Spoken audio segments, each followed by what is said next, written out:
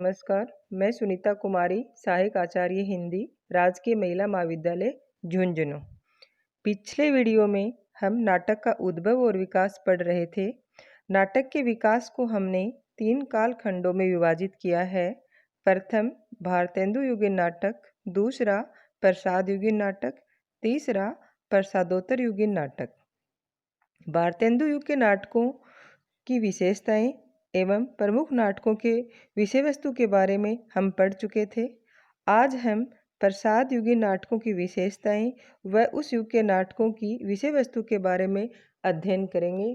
भारतेंदु जी ने हिंदी नाट्य साहित्य को जो साहित्यिक भूमिका प्रदान की, उसे कालांतर में जयशंकर प्रसाद ने पल्लवित किया। हिंदी नाट्य क्षेत्र में प्रसाद जी का आगमन युगांतर प्रस्तुत करता है। प्रसाद जी के समय तक हिंदी रंगमंच का पूर्ण विकास नहीं हो सका था। वे ऐसे नाटकों की रचना में प्रवृत्त हुए जो पाठ्य अधिक हैं, अभिनय कम है। प्रसाद जी ऐतिहासिक नाटकों की रचना करने वाले हिंदी के प्रमुख नाटककार माने जाते हैं। प्रसाद जी के नाटकों की प्रमुख विशेषताएं निम्नलिखित हैं। उनके नाटक में अतीत के गौरव का गुणगान किया गया है, राष्ट्रीयता की भावना उत्पन्न करना, अतीत के पट पर वर्तमान का चित्रण करना, इतिहास व कल्पना का समन्वय करना, भारतीय एवं पाश्चात्य कला का संतुलित समन्वय करना आदि उनके नाटकों की प्रमुख विशेषताएं मानी जाती हैं। प्रसाद जी ने अपने नाटकों के विषय बौद्ध काल, मौर्य काल एवं गुप्त काल से चुने हैं, जो भारतीय इतिहास का स्वर्ण युग माना जाता है। प्रसाद जी ने कुल मिलाकर 7 ऐतिहासिक नाटकों की रचना की। विशाख, अजातशत्रु, राजश्री, स्कंदगुप्त, चंद्रगुप्त, ध्रुव स्वामिनी, जन्मेजय का नाग यज्ञ। इनमें से कलात्मक उत्कृष्टता की दृष्टि से स्कंदगुप्त, चंद्रगुप्त और ध्रुव स्वामिनी विशेष महत्वपूर्ण हैं। ध्रुव स्वामिनी में प्रसाद जी ने नारी समस्या को प्रस्तुत किया। तलाक एवं पुनर्विवाह का अधिकार हिंदू स्त्री को है या नहीं, इस समस्या को बड़े कौशल से उन्होंने प्रस्तुत किया। प्रसाद जी ने अपने ऐतिहासिक नाटकों की भूमिका में नाटक की कथा वस्तु के ऐतिहासिक स्रोतों तथा अन्य विवरणों का विस्तार से प्रकाश डाला। नाट्य शिल्प की दृष्टि से प्रसाद जी के नाटक बेजोड़ हैं। उनमें भारतीय एवं पाश्चात्य नाट्य कला का संतुलित समन्वय हुआ है।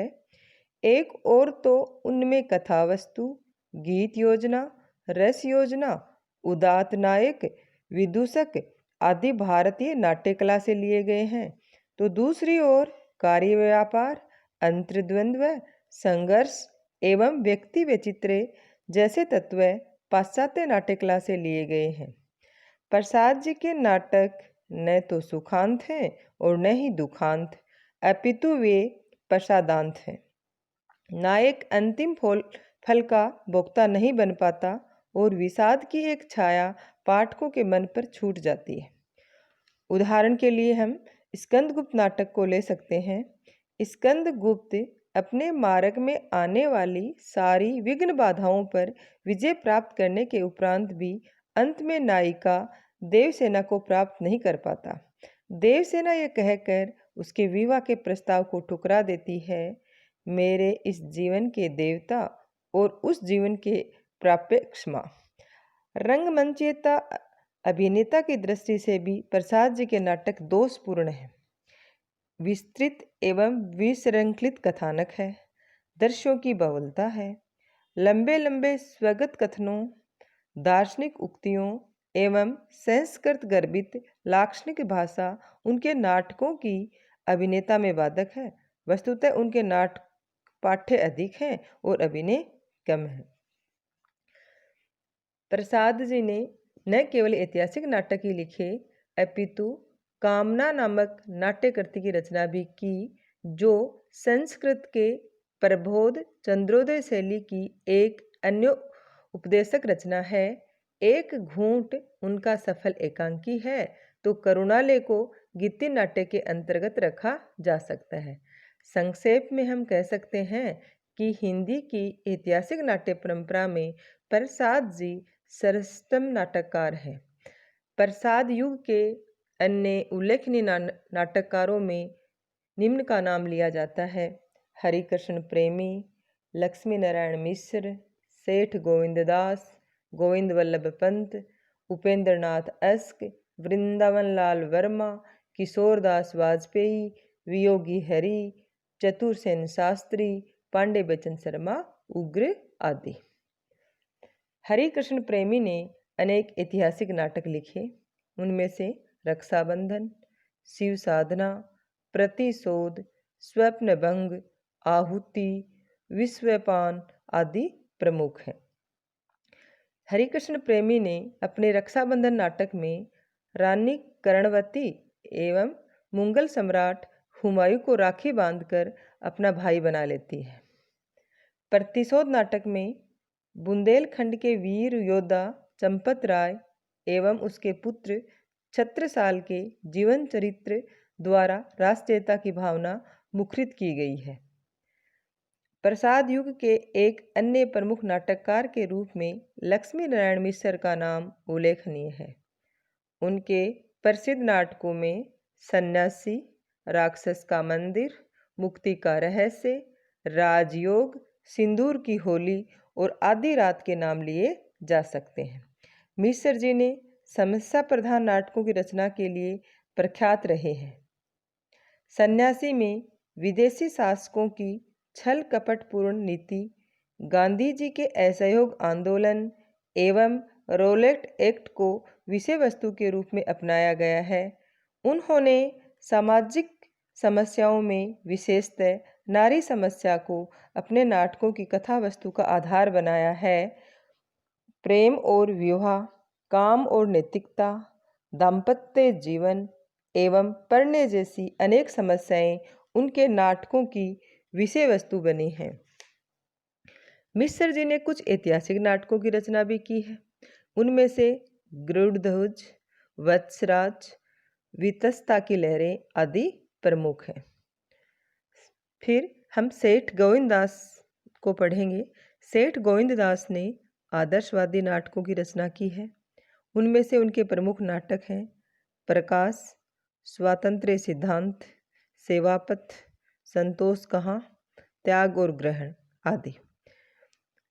गोविंददास जी ने हर्ष, कुलीनता, शशिगुप्त, अशोक, शेरशाह, कर्तव्य, करण आदि अनेक ऐतिहासिक एवं पौराणिक नाटकों की कोटि में आने वाले नाटक भी लिखे हैं। फिर हम गोविंद वल्लभ के प्रमुख नाटकों को पढ़ते हैं।